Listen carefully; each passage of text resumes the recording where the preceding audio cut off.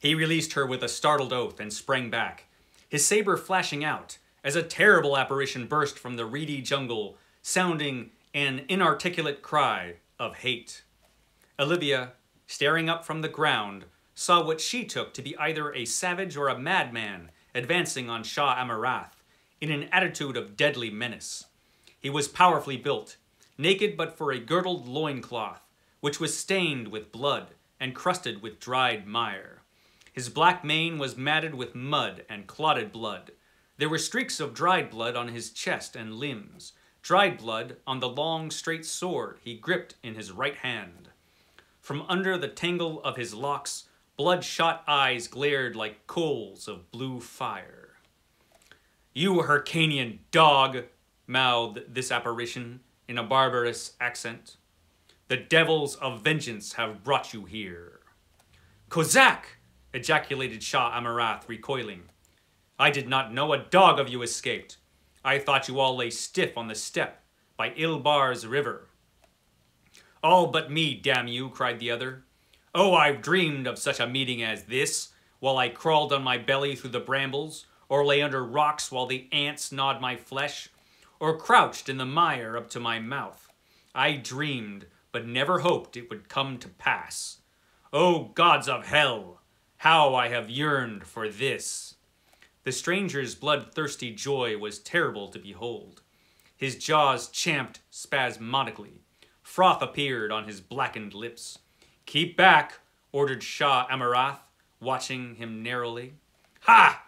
It was like the bark of a timber wolf. "Shah Amurath, the great lord of Akif. Oh, damn you! How I love the sight of you! You who fed my comrades to the vultures, who tore them between wild horses, blinded and maimed and mutilated them. Ah, you dog! You filthy dog!" His voice rose to a maddened scream, and he charged.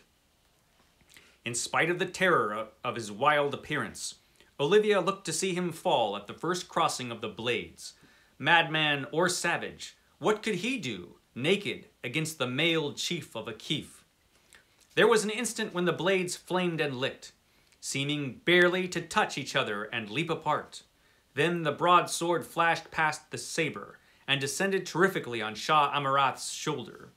Olivia cried out at the fury of that stroke. Above the crunch of the rending mail, she distinctly heard the snap of the shoulder bone. The Hyrcanian reeled back, suddenly ashen, blood spurting over the links of his hauberk. His saber slipped from his nerveless fingers. "Quarter!" he gasped. "Quarter?"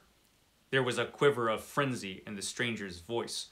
"Quarter such as you gave us, you swine!" Olivia closed her eyes. This was no longer battle, but butchery. Frantic, bloody, impelled by an hysteria of fury and hate, in which culminated the sufferings of battle, massacre, torture, and fear-ridden, thirst-maddened, hunger-haunted flight.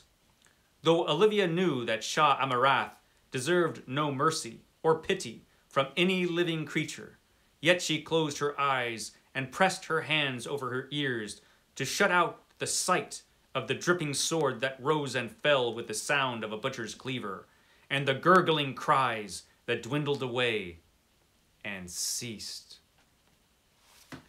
That, my friends, is from Iron Shadows in the Moon, otherwise known as Shadows in the Moonlight, which you can find in this great collection, The Coming of Conan the Cimmerian, because it is, once again, my friends, the Robert E. Howard Show. It's the Robert E. Howard Show once again.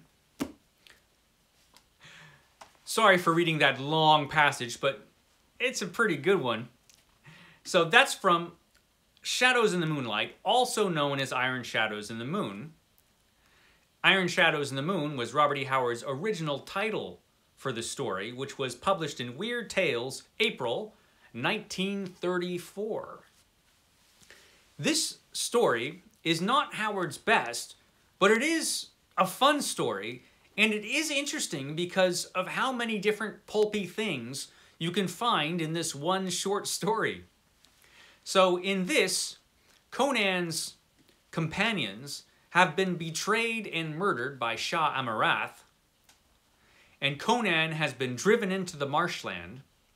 Now Shah Amurath has chased off this woman, Olivia, who is trying to escape him, and so she goes into the marshes, where Shah Amurath, unfortunately for him, runs into Conan, who, as you could see from that bit that I read you, promptly slaughters him. So, after he kills him off, Conan's feeling a bit better. Doesn't seem quite as insane as he did a second ago. Washes himself off, and Olivia, who is out here all by herself, decides to tag along with Conan. So Conan and Olivia find a boat. They decide to make themselves scarce and end up hiding out on an island overnight. They row themselves to a mysterious island. And on this island, they find these mysterious ruins. And inside the ruins are these strange statues, iron statues of figures. Now Conan decides he wants to, he'll just sleep in this temple here. But Olivia is like, nah, this place creeps me out.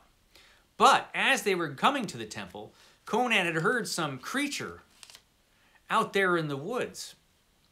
Some living thing. And so he feels like, we're better off in here. And I can't tell you too much of what happens because, first of all, it's a pretty short story for a Conan story. And the supernatural menace, while it is pretty predictable in a way, is done very artistically. And it's kind of cool and very menacing and creepy. But the supernatural menace in this story is not the only menace in this story. There is also, I'll spoil this part, one of Robert E. Howard's favorite things, which is a giant ape creature. Robert E. Howard really liked giant ape creatures. And in this one, we got a really big, really strong one that Conan has to face up against. But that's not all. Also in this story are pirates. Pirates show up in this story, and Conan has to deal with the pirates as well.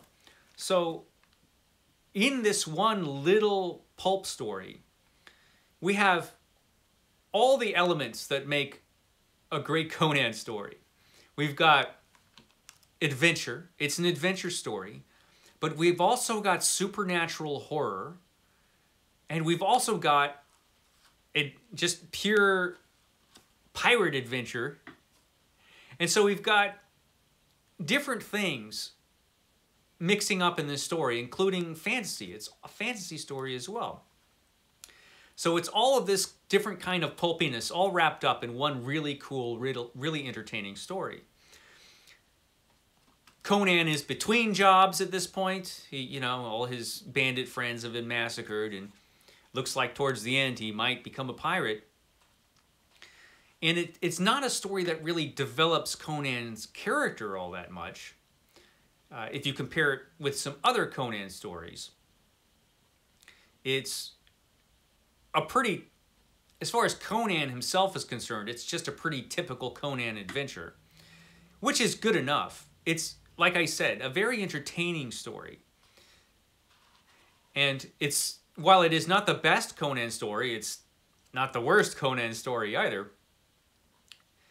And because of all of these different elements that are in this story, it is very entertaining. So, a worthwhile read, Iron Shadows in the Moon, or Shadows in the Moonlight, which, like I say, can be found in this. Just a short little, entertaining sword and sorcery story, which I highly recommend. And I guess that's all I have to say for the Robert E. Howard Show this week. But, we're not done with fantasy this week. I'll be talking more about fantasy tomorrow and my 500 book TBR, and I'll be specifically talking about fantasy stories. So I'll see you then. Okay, guys, I will catch you next time.